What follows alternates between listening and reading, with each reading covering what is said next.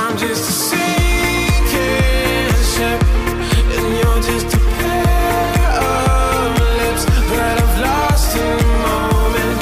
All I want is for you to come back. Now I'm caught in the middle of life, and I